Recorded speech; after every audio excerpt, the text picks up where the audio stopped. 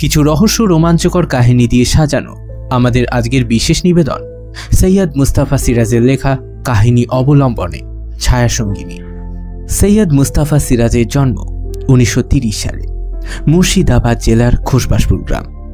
শৈশবে গ্রামীণ লোক সংস্কৃতির মধ্যেই তার বড় হওয়া, এমনকি কিশোর জীবনেও অলকাব লোকনাট্যের সঙ্গে যুক্ত থাকাকালীন তিনি বাঁশি বাজানো এবং নৃত্যও শেখাতেন। প্রায় 150টি উপন্যাসের পাশাপাশি 300টিরও বেশি ছোট গল্প রচনা করেছেন তিনি। তার প্রথম লেখা উপন্যাস নীল গ্রহের নটি। 1994 সালে একাডেমিক পুরস্কারপ্রাপ্ত সাহিত্যে তার অন্যতম শ্রেষ্ঠ সৃষ্টি হল অলীক মানুষ। এছাড়াও রনি ঘাটের বেদান্ত, কর্নেল, তারা অশরীরী, এইসব তো রয়েছে। চলুন তবে শুরু করা যাক আমাদের আজকের গল্প। শুরু হচ্ছে ছায়া সঙ্গিনী। চারতলা বাড়ির ছাদের উপর এই ঘরটা পেয়ে গিয়ে খুবই সুখী ভাবছিলাম নিজেকে। 18 ফুট লম্বা আর 12 ফুট চওড়া একটা ঘর মাত্র 100 টাকা ভাড়ায় পেয়ে যাওয়াটা সৌভাগ্যই বলতে হবে। ছাদটা অ্যাসবেস্টাসের এইটুকুই যা। গরমে একটু কষ্ট হতে পারে, কিন্তু হোক না। রাত্রিরে বাইরে খোলামেলা ছাদে শুলেই হলো। ছাদটাও প্রকাণ্ড, রীতিমতো খেলাধুলো করা যায়। পূর্ব কলকাতার এই তল্লাটে এমন পুরনো বাড়ি খুবই কমই আছে। রেল লাইন, গোরস্থান, কলকারখানা আর এখানে ওখানে প্রচুর গাছপালা রয়েছে। আশেপাশে নতুন কয়েকটা উঁচু বাড়িও হয়েছে, কিন্তু সব মিলিয়ে বেশ ফাঁকা ফাঁকা নিঝুম লাগে, বিশেষ করে রাত বিরেতে। বাড়ির মালিক এক অবাঙালি মুসলিম। চিতপুরে সুতোর বড় কারবার আছে তার। আমার বন্ধু প্রদ্যুৎ আয়করের বড় অফিসার। তার তদারকিতেই 4 তলার উপর এই ঘরটা পেয়ে গেছি। শুনেছি এই ঘরে পুরনো ভাঙচুর আসবাব থাকতো আগে। পরে মালিক ভদ্রলোক এটা ভেঙে আরো 1 তলা তুলতে চেষ্টা করেছিলেন। কর্পোরেশনের বিদঘুটে কি একটা আইনের বাধা থাকায় নাকি করেননি। যাই হোক, নিরিবিলি লেখাপড়ার পক্ষে এমন ঘর পাওয়াটা সহজ নয়। থাকতাম মির্জাপুরের একটা মেসে। লেখকদের পক্ষে বাঞ্ছনীয় ব্যবস্থা থাকার কথা না।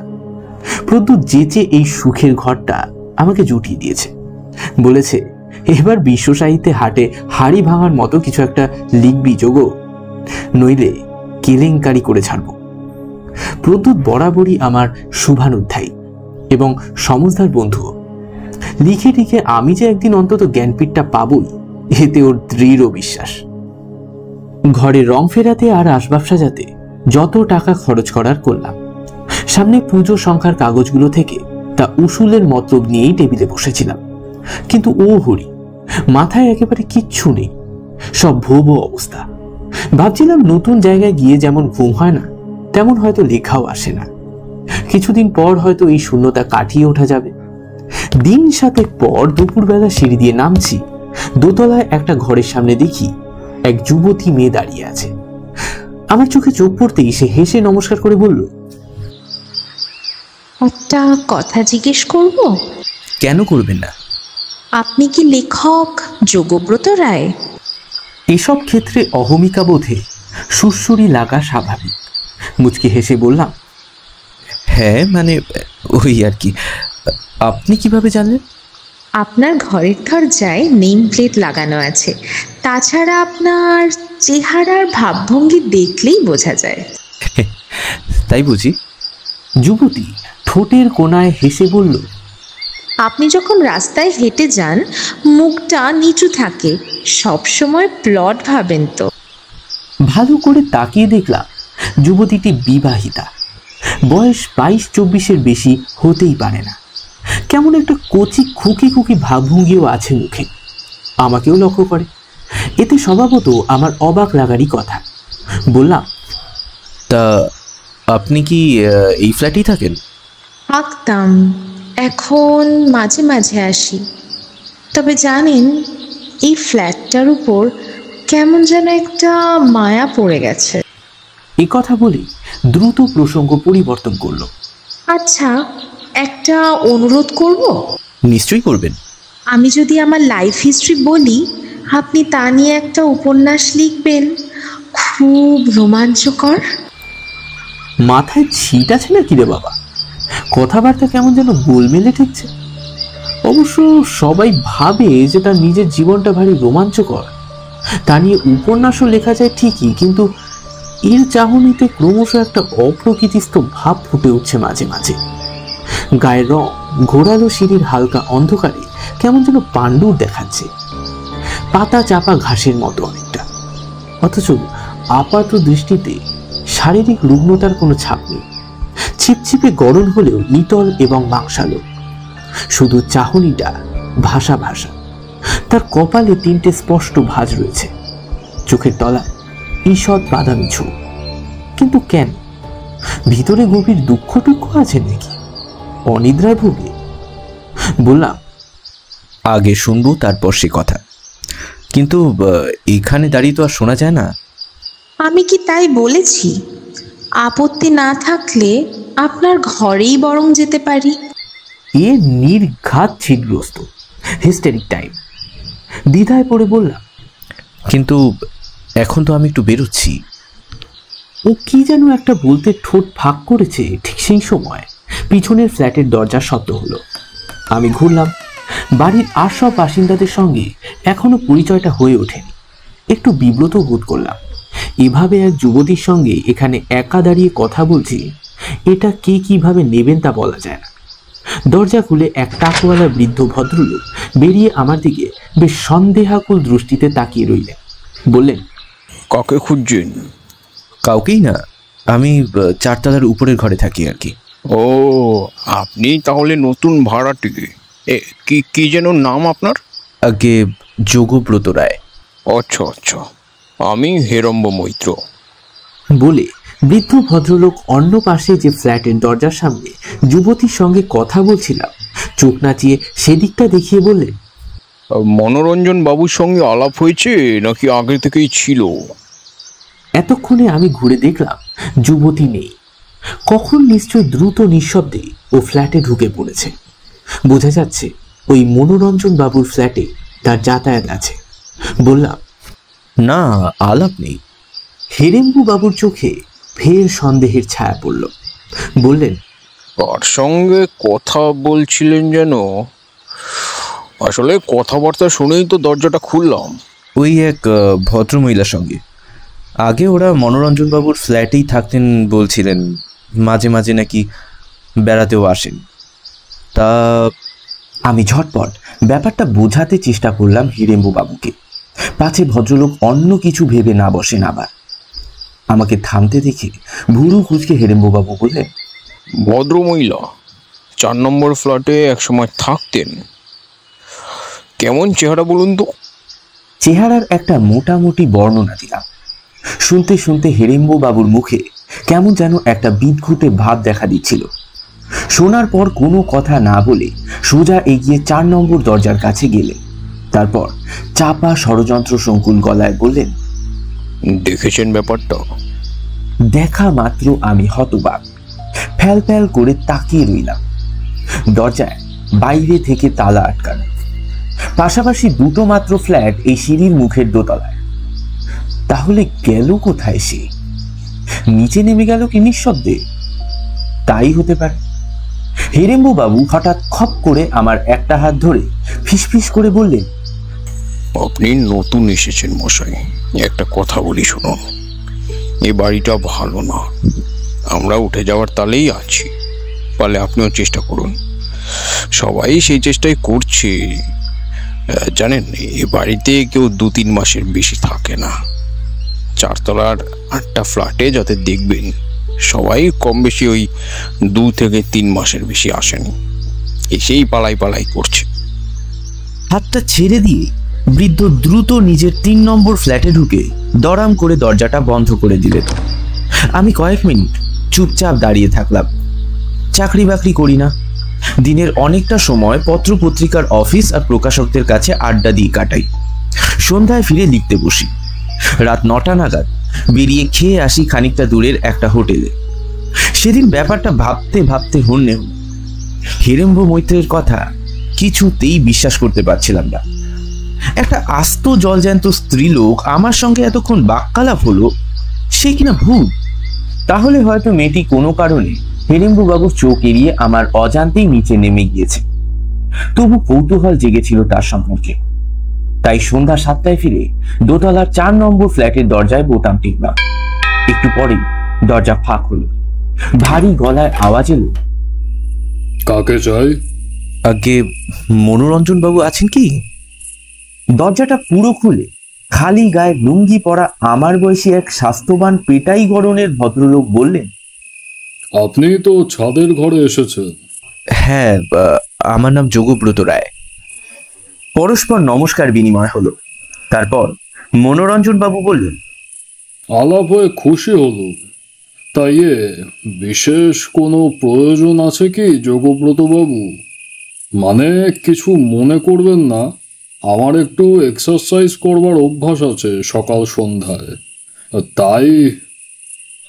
এতক্ষণে দেখলাম ভদ্রলোকের শরীর ঘেমে একেবারে চপচপ করছে। লুঙ্গিটা কোনো রকমে জড়িয়ে রেখেছেন।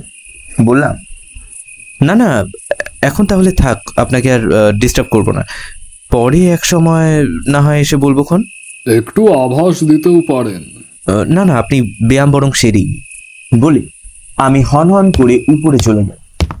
খোলা ছাদে দাঁড়িয়ে আমার ঘরটার দিকে তাকালাম। অন্ধকার ছাদে ঘরটা একেবারে ভুতুড়ে দেখাচ্ছে।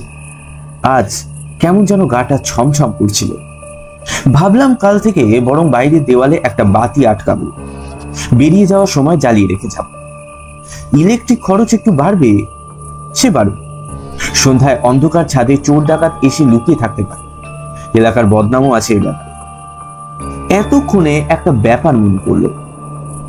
একটু অস্বস্তিও জেগে উঠল সঙ্গে সঙ্গে। মনোরঞ্জন বাবু শরীর চর্চা করে, ছাদের দরজা তো ভাঙা। বাড়িওয়ালা নতুন দরজা বানিয়ে দিতে চেয়েছেন অবশ্য, কিন্তু মনোরঞ্জন বাবু তো ছাদে এসে কাজটা করতে পারে, কেন আসেন না? সচরাচর ব্যায়ামবিদরা তাই করতে দেখেছি। 7 দিন এসেছি, কিন্তু আজ পর্যন্ত বাড়ির লোকেদের কাউকে ছাদে আসতে দেখিনি। এমনকি কাপড় শুকাতেও আসা উচিত অন্তত, সেটাও দেখিনি। কেন আসে না কেউ ছাদে? যত ভাবলাম আমার গা ছমছমটা বেড়ে গেল। তখন অন্ধকার ছাদে ভয় ভয় তাকিয়ে ভূত খুঁজতে খুঁজতে ঝটপট দরজার তালা খুলে সুইচ টিপে আলো জ্বালিয়ে দিল। ভয়টা অনেকটা কেটে গেল। বিছানা পা ঝুলিয়ে বসে দুপুর বেলায় দেখা যুবতীটির কথা খুঁটিয়ে ভাবতে লাগলাম। ওর মধ্যে ভৌতিক কোনো ভাবভঙ্গি দেখেছি বলে তো মনে পড়ল না। অবশ্য একটু পাগলাটে ভাব তো ছিলই। আর একটা কথা, আমাকে রাস্তায় হেঁটেই বা যেতে কখন দেখলো? পরপর 2টো সিগারেট শেষ করেছি। ওপাশে ভারী গলায় আমার নাম ধরে ডাকতেই প্রায় আতকে উঠেছিলাম। সাড়া দিয়ে বললাম, কে? আমি মনোরঞ্জন। আসুন আসুন, কি সৌভাগ্য। ভূত প্রেত সংকুল ছাদের ঘরে একজন বলিষ্ঠ দেহী ব্যায়ামবিদের উপস্থিতি এই মুহূর্তে আমাকে হাস্যকর ভাবে সাহস যোগাচ্ছিল। মনোরঞ্জন বাবু বললেন, অন্ধকার যে, একটা কাজ করবেন বুঝলেন, আলোর একটা ব্যবস্থা রাখবেন। না না, একটাই হবে না, বরং 2টো আলোর ব্যবস্থা করুন। একটা আপনার দরজার মাথায়, আর একটা ওই সিঁড়ির দরজার মাথায়। বাড়িওয়ালা লোকটা বড্ড কঞ্জুস। মনোরঞ্জন ঘরে ঢুকে প্রশংসার চোখে সব দেখিয়ে নিয়ে বললেন, বাহ, ভোল বদলে দিয়েছেন দেখছি। যাকগে, এবার আপনার কথা জিজ্ঞেস করি, কি করেন? লোকটা কেমন যেন পুলিশ পুলিশ, একটু হামবড়াই ভাব আছে দেখলাম। বললাম, তেমন কিছু তো আর করি না, এই একটু লিখে টিকি, মানে। আরে কি কাণ্ড! যোগব্রত রায় নামটা তাই এত চেনা চেনা মনে হচ্ছিল। আপনি তাহলে তিনি? ও মশাই, এই তো সেদিন রূপলী পত্রিকায় প্রেম প্রেম খেলা পড়ে চার্মড হয়ে গেলুম। কি সৌভাগ্য, কি সৌভাগ্য! চায়ের আয়োজন আছে। হিটার জেলে কেটলি চড়িয়ে বললাম, তা আপনি কি করেন? দারোয়ানই বলতে পারেন, একটা ফার্মের সিকিউরিটি অফিসার। ফ্যামিলি নিয়েই আছেন না একা? আপনার মতোই, একেবারে একা। ও, তা ফ্যামিলি পরে আনবেন বুঝি? না না, ওসব বালাই নেই। বাবা বেঁচে আছেন, থাকেন দাদার কাছে দিল্লিতে। আমি মশাই কোম্পানির পয়সায় এত বড় ফ্ল্যাটে থাকি। তবে যা মনে হচ্ছে বেশি দিন আর থাকা যাবে না। কেন বলুন তো? বাড়িটা তো বেশ ভালোই। ভালো? কত যে ভালো তা আপনিও টের পাবেন, থাকুন না। কেন, ভূত প্রেত আছে নাকি? বললে কি বিশ্বাস করবে? এ বাড়িতে অনেকেই একটা মেয়েকে দেখতে পায়। প্রথমবার আলাপের সময় বোঝাই যায় না যে সে আসলে কে, পরে বোঝা যায়। আমি মশাই প্রথমে শুনে বিশ্বাস করিনি। তারপর দিন কতক পরে একটা ছুটির দিনে দুপুরে হঠাৎ দরজার ঘন্টার বোতাম টিপল কেউ। খুলে দেখি বছর 22-23-এর একটা মেয়ে। সিঁথিতে সিঁদুর দেখলাম, হাতে শাঁখা পাকাও আছে। আমাকে অবাক করে না বলা না কওয়া ঘরে ঢুকে আসছে দেখে সরে দাঁড়ালাম। ঢুকে এ ঘর ও ঘর, বাথরুম, কিচেন, ব্যালকনি ঘোরাঘুরি আরম্ভ করল। আমি তো হতবাক। তারপর জিজ্ঞেস করলুম, কে আপনি, কি ব্যাপার? বললে বিশ্বাস করবেন না মশাই। করব, আপনি বলুন। প্রশ্ন শুনে কেমন ঠান্ডা চোখে তাকিয়ে হাসলো। হাসি দেখেই আমার গা বাজছিল। তারপর বলল কি জানেন? বলল, আমি তো এই ফ্ল্যাটেই থাকতাম, খুব মায়া পড়ে গেছে, তাই দেখতে আসি। যাই হোক, তখনও কিছু টের পাইনি। নাম জিজ্ঞেস করলুম, বলল সুমতি। ওর স্বামীর কি একটা ট্রেডিং কনসার্ন আছে, এখন থাকে বেলেঘাটায়। তারপর সে ফের বাথরুমে ঢুকলো তো ঢুকলোই, আর বেরোচ্ছে না। প্রায় 1 ঘন্টা কেটে গেল। তখন ভাবলুম ফিট হয়ে পড়ে রইল নাকি। বাথরুমের দরজায় টোকা দিতে গিয়ে টের পেলাম দরজা আটকানো নেই। ঠেলতেই খুলে গেল। তারপর কি দেখলেন? একটা ডেড বডি। হ্যাঁ, বলেন কি? সম্পূর্ণ উলঙ্গ একটা ডেড বডি। সেই মেয়েটিরই। গলাটা ফাঁক হয়ে আছে, তখনও গল গল করে রক্ত বেরোচ্ছে। সারা বাথরুমের মেঝে রক্তে লাল হয়ে গেছে। তো আমি মশাই, দেখতেই পাচ্ছেন, মোটামুটি সাহসী মানুষ, নার্ভও শক্ত। কিন্তু আপনার কাছে মিথ্যে বলবো না, ভয়ে সেদিন চোখ বুজে ফেলেছিলুম। খুলে দেখি বাথরুমে কিচ্ছু নেই। মনে হলো যা দেখেছি সব ভুল, হ্যালুসিনেশন ছাড়া আর কিচ্ছু নয়। মনোরঞ্জন চুপ করে রইলেন। একটু পরে বললাম, তারপর? হ্যাঁ, তারপর টলতে টলতে ফিরে এলুম বেডরুমে। এসে দেখি আবার বুঝি হ্যালুসিনেশন। সুমতি আমার বিছানায় পা ঝুলিয়ে বসে আছে আর মিটিমিটি হাসছে। অমনি আমি খাপ্পা হয়ে চেঁচিয়ে উঠলাম, তবে রে হারামজাদি ভূতনি কাহাকা। তারপর? তারপর আর কি, ঘুষি বাগিয়ে এগিয়ে যেতেই বিছানা থেকে উঠে ছিটকে সরে গেল। তারপর শুরু হলো আমার সঙ্গে চোর পুলিশ খেলা। কিছুতেই ধরতে পারিনি। ভূতনি নিকুচি করেছে। এঘর ওঘর করে শেষ অবধি মেয়েটা সুরুত করে দরজা খুলে বেরিয়ে গেল। সিঁড়িতে তখনও পায়ের শব্দ শোনা যাচ্ছিল। আমি তখন দরজা আটকে দিলাম। মনোরঞ্জন চুপ করল। কেটলির জল শো শো করছিল। বাইরে হেমন্তের রাত একটু শীতল হয়ে উঠেছে। রেল লাইনে ইঞ্জিন তীব্র শীষ দিচ্ছিল তখন। মনোরঞ্জনের কথা বিশ্বাসযোগ্য কিনা ভেবে পাচ্ছিলাম না। দুজনেই চুপ করে গেছি তো গেছি। কিছুক্ষণ পরে চা খেতে খেতে বললাম, আর কোনোদিনই কিছু দেখেননি? মনোরঞ্জন চায়ের ঢোক গিলে মাথাটা দুলালেন। সেটা হ্যাঁ কি না বুঝলাম না। সিগারেট দিয়ে এবং নিজেও একটা ধরিয়ে বললাম,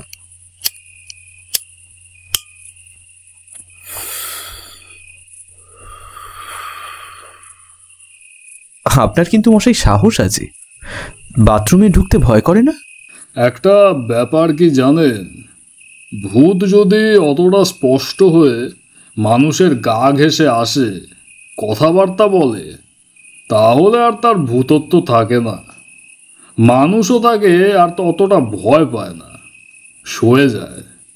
আমারও তাই হয়েছে। বরং এখন মাঝে মাঝে মনে হয় কেন সে অমন স্পষ্ট হয়ে আর দেখা দিচ্ছে না। তাহলে বাসা বদলানোর কথা ভাবছেন কেন? জানেন, রাত্রিটা বড্ড গন্ডগোলে ভুগি।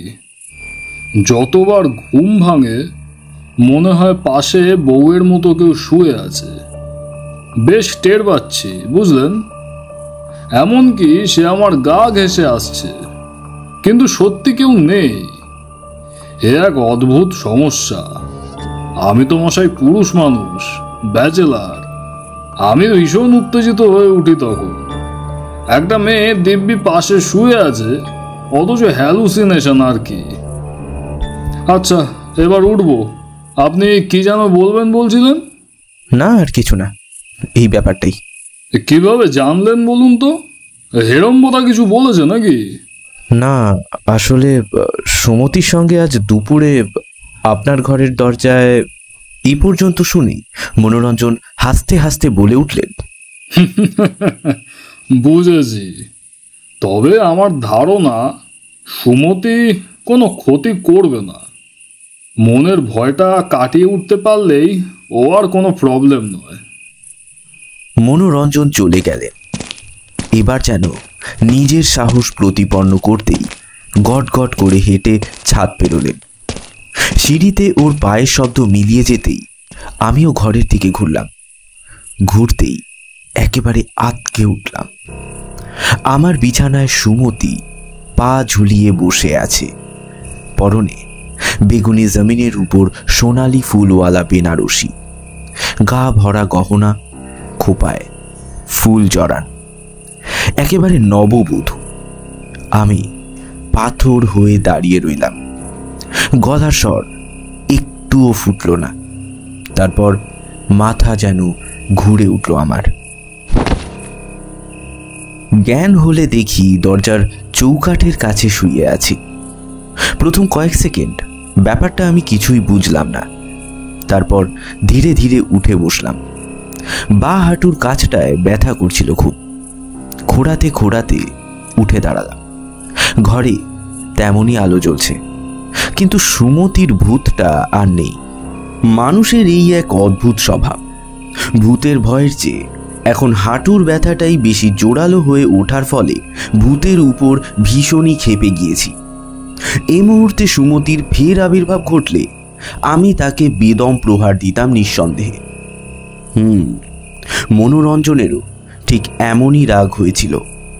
সুমতির উপর হামলার চেষ্টায় ঘরময় দাপাদাপি করে বেড়াচ্ছিল সে। আমি নিষ্ফল ক্রোধে মুঠো পাকিয়ে যাচ্ছে তাই গাল দিতে থাকলাম। কতবার যে হারামজাদি বললাম তার কোনো সংখ্যা নেই। তারপর তার উদ্দেশ্যে শেষবারের মতো শাসালাম, ফের যদি তোমায় ত্রিসীমানায় দেখেছি না তো ঠ্যাং ভেঙে দেব, বাদর মেয়ে কথাকার। একলা ঘরের মধ্যে এমনি করে মুঠো তুলে শাসাচ্ছি দেখলে কেউ আমাকে নির্ঘাত পাগল ঠাউরাতো।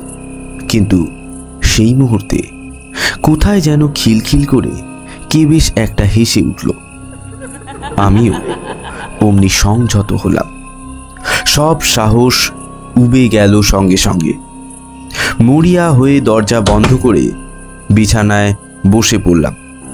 রাতটা না খেয়েই কাটাতে হলো, আর বাইরে যাওয়ার সাহস ছিল না আমার। তবে এ রাতে আর কিছু ঘটল না। একটা পেনকিলার বড়ি খাওয়ার জন্য মরার মতো ঘুমিয়ে পড়েছিলাম। সকালে সোজা হাজির হলাম বাড়িওয়ালা মনসুর হোসেনের কাছে। ভদ্রলোক থাকেন পার্ক সার্কাস এলাকায়। আমার মূর্তি দেখে একটু বিচলিত হয়ে মনসুর সাহেব জিজ্ঞেস করলেন, बीमार হয়েছে নাকি রাইটার বাবু? তশরিফ ফরমাইয়ে। দোতলার 4 নম্বর ফ্ল্যাটে এক ভদ্রমহিলা খুন হয়েছিলেন, তাই না মনসুর সাহেব? ব্যাপারটা কি একটু খুলে বলুন তো। মনসুর সাহেব আমার মুখের দিকে তাকিয়ে থাকার পর একটু হেসে বললেন, आप ठीक ही जानते हैं, लेकिन से तो 1 बरस আগের কথা আছে। পুলিশ পাত্তা করতে পারেনি, কেস भी খারিজ হয়ে গেছিল। কেন এত বাত পুচ্ছেন রাইটার বাবু? ভদ্রমহিলার নাম সুমতি দেবী ছিল, তাই না? हाँ हाँ, और उनकी खसमेर नाम छिलो माखन बाबू।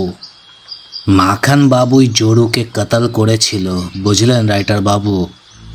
पुलिस के बहुत सारा पैसा दे के सामाल दिएछिलो मामला। কে খুন করেছিল জানেন?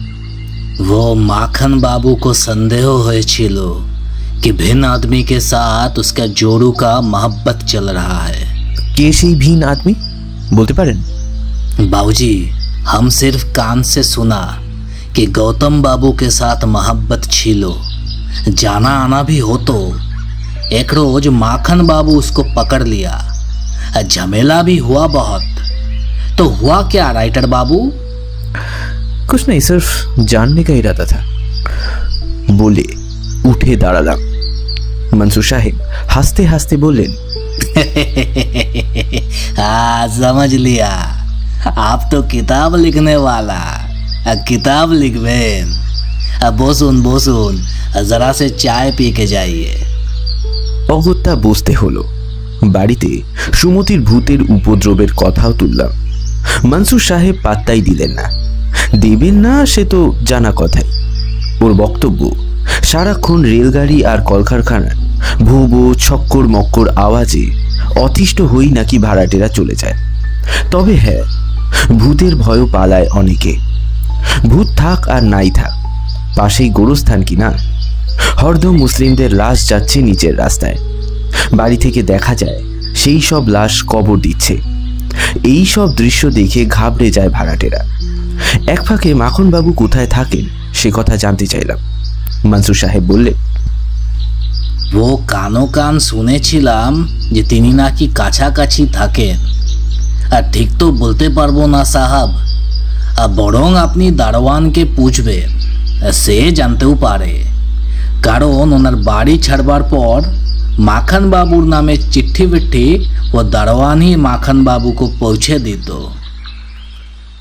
দারোয়ানের কথা মতো খোঁজ খবর নিয়ে মাখনবাবুর কোনো পাত্তা পায়নি। সেখান থেকেও চলে গেছেন কোথায়। ভদ্রলোকের নাকি রপ্তানির কারবার আছে ডালহৌসি পাড়ায়, কিন্তু সে তা খড়ের গাদায় ছুঁচ খোঁজার মতো ব্যাপার। হাল ছেড়ে দিলাম। পরের 2 দিন সুমতির আর কোনো উপদ্রব ঘটল না, অথচ আমি মনে মনে তার আবির্ভাবই কামনা করছিলাম। তার হত্যাকাণ্ডের ঘটনাটা তার মুখেই শুনতে চাইতাম। তাহলে এই 2 দিনে মনোরঞ্জন আমার ঘরে এসে গল্প করেছেন। সুমতির প্রসঙ্গও উঠেছে, কিন্তু তিনি সুমতির স্বামী বা প্রণয়ী কাউকেই চেনেন না, কুসমিন কালেও না। মনোরঞ্জনের বিছানায় সুমতির ভূতে শুয়ে থাকার ব্যাপারটাও উঠেছিল। হ্যাঁ, মনোরঞ্জন হাসতে হাসতে বলেছেন, সুমতির ভূতটা আমার পাশে রোজ রাতেই শুতে আসে, ক্রমশ সয়ে যাচ্ছে ব্যাপারটা। অত উত্তেজিত এখন আর হই না। ভদ্রলোক শরীর নিয়েই বেঁচে আছেন, তাই উত্তেজনা ছাড়া আর কিছুই ভাবেন না। বিরক্তি লাগে আমার।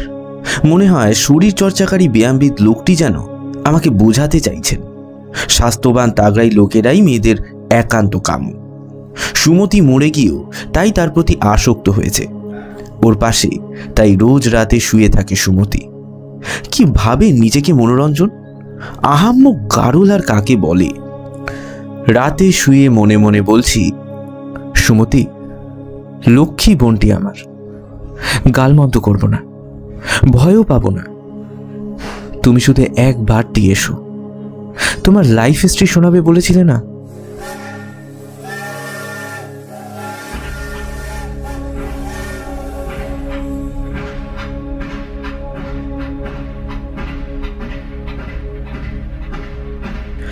রেল ইয়ার্ডে শীষ দিয়ে চলে গেছে রাতের ট্রেন। কতক্ষণ তার শব্দ। তারপর হয়তো গোরস্থানের দিক থেকে একটা হাওয়া উঠেছে। হাওয়াটা এই বাড়ির উপর দিয়ে শনশন করে চলে গেছে অনেক দূরে। হেমন্ত রাতের নক্ষত্রপুঞ্জে কি এখন সুমতির আত্মা দীর্ঘ সূক্ষ্ম বর্ণময় রশ্মি রেখার মতো আনমনে ঘুরে বেড়াচ্ছে এক মহাকাশ থেকে আরেক মহাকাশে? সে কি আমার কাছে অপমানিতা হয়েই মানুষের প্রতি গভীর দুঃখ ঘৃণায় অমর্ত্যগামিনী হয়ে গেল? আর কি আসবে না পৃথিবীতে তার ফেলে যাওয়া 4 নম্বর ফ্ল্যাটের সংসার স্মৃতিতে ফিরে? নিজের প্রতি রাগে ক্ষোভে ছটফট করেছি 2 রাত। সুমতি নববধূর বেশে আমাকে তার জীবন কাহিনী শোনাতে এসেছিল। আমি মূর্খের মতো আচরণ করেছি। তাকে দেখে আমার ভয় পাওয়া উচিত হয়নি।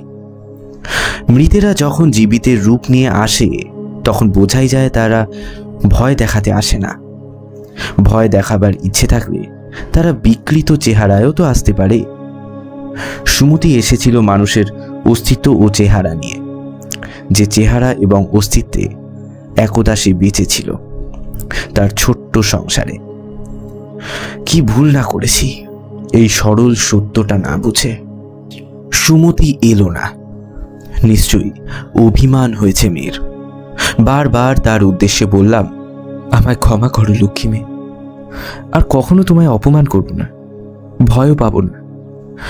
তুমি একটা বার এসো, তুমি এসো সুমতি, তুমি এসো। এলেন মনোরঞ্জন পরের রাতে। বারবার দরজায় ধাক্কা দিতেই চমকিয়ে উঠেছিলাম। সুমতি নাকি? পরক্ষণেই মনে হলো ও তো আত্মা অশরীরী, সর্বকামিনী। কপাট বা দেওয়ালে কোনো জড়বস্তু ওর কাছে কোনো বাধাই নয়। জড়বস্তু ওর কাছে বাতাসের মতো লঘু এবং ভেদ্য। মনোরঞ্জন হুড়মুড় করে ঘরে ঢুকলেন। রীতিমতো হাঁপাচ্ছিলেন তিনি। ব্যস্ত হয়ে বললাম, কি হয়েছে, কি হয়েছে মনোরঞ্জন বাবু? মনোরঞ্জনের চেহারা উদ্ভ্রান্তের মতো দেখাচ্ছিল, চোখ দুটো লাল। ইশারায় জল খেতে চাইলেন। জল খাবার পর বললেন, সুমতি সুমতি আমাকে জড়িয়ে ধরেছিল। ঘুম ভেঙেই টের পেলাম জানেন, সে আমাকে প্রচন্ড জোরে জড়িয়ে ধরে আছে। তারপর তারপর টের পেলাম ওর শরীর অস্বাভাবিক ঠান্ডা। আমার অসহ্য লাগছিল আজ। এতটুকু উত্তেজনা জাগতে পারছিল না। তারপর তারপর তারপর মনে হলো ও আমার গলা টিপে ধরেছে। দম আটকে যাচ্ছিল। ধস্তাধস্তি করে ছাড়াতে চেষ্টা করলাম নিজেকে। তারপর হঠাৎ থেমে তিনি দরজার দিকে তাকিয়ে গর্জন করে উঠলেন জন্তুর মতো, তবে রে হারামজাদি, আজ তোর একদিন না আমার একদিন। আমি কিছু দেখতে পেলাম না। মনোরঞ্জন জন্তুর মতো গজরাতে গজরাতে এক লাফে দরজার কাছে চলে গেলেন। তারপর ছাদে ওর দাপাদাপি শুনতে পেলাম। তখন বেরিয়ে গিয়ে ডাকলাম, মনোরঞ্জন বাবু, মনোরঞ্জন বাবু, আহা কি করছেন কি? চলে আসুন, চলে আসুন বলছি। মনোরঞ্জন সিঁড়িতে নেমে গিয়েছেন। জ্যান্ত গর্জন শুনতে পাচ্ছিলাম ওর গলায়। কোনো মানুষ যে এমন বিদঘুটে আওয়াজ করতে পারে ভাবাই যায় না। সিঁড়িতে গিয়ে ফের ওকে ডাকলাম, কিন্তু কানেই নিলেন না। ব্যাপারটা দেখার জন্য সিঁড়ি বেয়ে নামতে থাকলাম। মনোরঞ্জন নিচের তলায় গর্জরাচ্ছেন তখনও। তারপর তিনি রাস্তায় চলে গেলেন। পিছনে পিছনে দৌড়ে গিয়ে ডাকাডাকি করছিলাম, মনোরঞ্জন বাবু, মনোরঞ্জন বাবু। এই রাস্তার আলো এপাড়ায় আসা অবধি তো দেখিনি। রাস্তাটা অন্ধকারে এগিয়ে গেছে রেল ব্রিজের তলা দিয়ে। একটা সিঁড়ি নেমে দেখি মনোরঞ্জন রেল ব্রিজের উপরে উঠে পড়েছেন পাশের সিঁড়ি বেয়ে। উপরে রেল ইয়ার্ডের আলোর ছটা পড়েছে। মনোরঞ্জনের পরনে শুধু আন্ডারওয়্যার। এতক্ষণে সেটা আমার চোখে পড়ল। ফের চেঁচিয়ে উঠল, মনোরঞ্জন বাবু। তারপর হ্যাঁ, সত্যি তো স্পষ্ট দেখছি সুমতিকে, কিন্তু এখন তার মূর্তিটি ছায়াময়ী। সেলুট ওই মূর্তি একটু তফাতে চলেছে। মনোরঞ্জন বাবুকেও ছায়া মানুষ দেখাচ্ছে। তিনি দুহাত তুলে রেল লাইনে টুলতে টুলতে চলেছেন। ঘর ঘর করে একটা আওয়াজ হচ্ছে ওর গলার ভিতর। আমি রেল ব্রিজে উঠে গেলাম। ওপাশে নিচে গোরস্থান, গাছপালায় ঢাকা গোরস্থান একেবারে ছমছম করছে। ভিতরে ঘুটঘুটে অন্ধকার, উপরে আবছা আলোর ছটা। এই সময় একটা বাতাস উঠল সনসন করে। বাতাসটা বেড়ে গেল। গোরস্থানের গাছপালায় আলোড়ন শুরু হলো। তারপর আচমকা সারা এলাকার আলোটা নিভে গেল। নিশ্চয়ই লোডশেডিং। অন্ধকারে রেল লাইনের পাশে হাঁটতে হাঁটতে চেঁচিয়ে ফের ডাকলাম, কোনো সাড়া পেলাম না। আকাশে নক্ষত্র জলজল করছে। এক ফোঁটা মেঘ থাকার কথা নয়, অথচ বাতাসটা বেড়ে গিয়ে ঝড়ের মতো হয়ে উঠছে ক্রমশ। চারিদিকে সেই শনশন তুমুল আওয়াজ, সমুদ্রের মতো। মধ্যরাতের এই অলৌকিক ঝড়ের মধ্যে আমাকে থমকে দাঁড়াতেই হলো, নয়তো নিচে গড়িয়ে পড়তাম। দূরে রেলের ইঞ্জিনে আলো দেখা যাচ্ছে এই সময়। তারপর দেখলাম মনোরঞ্জন লাইনের মধ্যিখানে তক্তায় পা ফেলে ফেলে তখনও টলতে টলতে এগোচ্ছেন, কিন্তু সুমতিকে আর দেখতে পাচ্ছি না। হঠাৎ অসহায় হয়ে দাঁড়িয়ে দেখলাম আলোটা ক্রমশ উজ্জ্বল হচ্ছে। তীক্ষ্ণ হুইসেল দিয়ে এগিয়ে আসছে মধ্যরাতের ডাউন ট্রেন। এদিকে প্রচণ্ড ঝোড়ো বাতাস সমানে বয়ে চলেছে। 1 মিনিট পর জোরালো আলোর ঝাঁটায় মনোরঞ্জনকে আমি আটকে যেতে দেখলাম। তারপর মাটি কাঁপিয়ে ট্রেনটা আমার পাশ দিয়ে এগিয়ে যেতে থাকলো। ট্রেনটা চলে গেলে আমি কাঁপতে কাঁপতে সেখানেই বসে পড়লাম। জানি মনোরঞ্জনের সাথে কি ঘটেছে। কতক্ষণ আচ্ছন্ন অবস্থায় বসে থাকার পর একসময় মনে হলো ঝড়টা থেমেছে। তখন ওঠার চেষ্টা করলাম। ঠিক সেই সময় কেউ খুব কাছ থেকে আস্তে করে বলে উঠল, দাদা। কে? দ্রুত সাড়া দিলাম। অন্ধকারে কেউ দাঁড়িয়ে আছে রেল লাইনের মধ্যিখানে। সুমতি বলল, আমি সুমতি, দাদা বলে ডাকলাম কিন্তু। হ্যাঁ বোন, শুনেছি। আমার ওপর রাগ করে আছেন তাই না দাদা? না বোন, তা কি পারি? এসো, বসো এখানে। আর ভয় করছে না তো? না, তুমি বসো সুমতি, তোমার সঙ্গে অনেক কথা আছে। কথা আমারও আছে। আমাকে নিয়ে আপনার উপন্যাস লিখতেই হবে দাদা। বেশ তো, লিখব। কিন্তু মনোরঞ্জনের ব্যাপারটা কি সুমতি? সচক্ষেই তো দেখলেন, ওকে কি শাস্তি দিলাম। কেন সুমতি, কেন? এখনো বুঝতে পারছেন না? পেরেছি। সুমতি, তোমাকে কি মনোরঞ্জনই খুন করেছিল? ওর আসল নাম গৌতম। ও ছিল আমার স্বামীর বন্ধু। একদিন দুপুরে ও এলো, ওকে দরজা খুলে দিলাম। আমি কিছু ভাবিনি।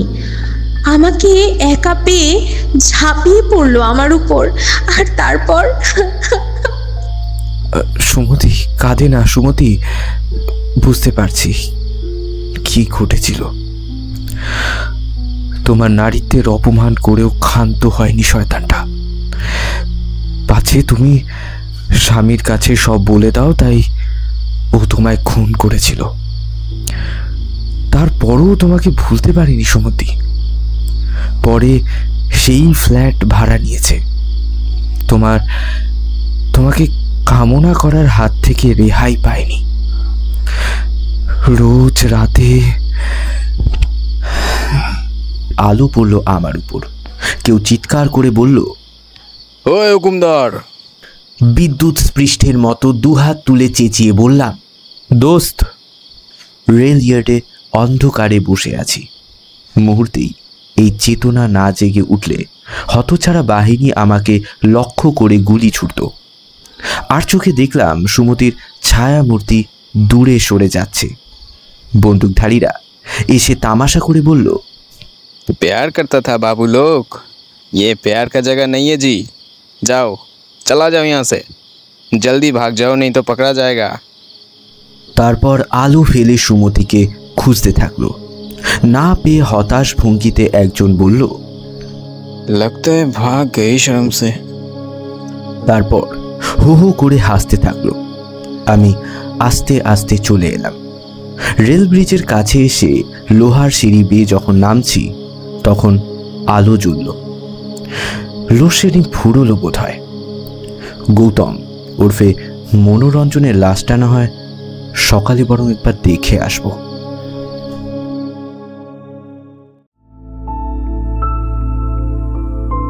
শুনছিলেন ছায়া সঙ্গিনী। আমাদের আজকের গল্পে সুমতির কণ্ঠে আরুশ্রী, হেরেম্বু মিত্র এবং রেলগার্ডের ভূমিকায় অরুণাভ, মনোরঞ্জন এবং মনসুর হোসেনের কণ্ঠে রোহন, সবশেষে গল্পকথক, গল্পের সূত্রধার এবং যোগব্রত রায়ের কণ্ঠে আমি অনেক। আমাদের আজকের গল্পে আবহ সঙ্গীতে বিশেষভাবে সাহায্য করেছে সম্রাট রায়।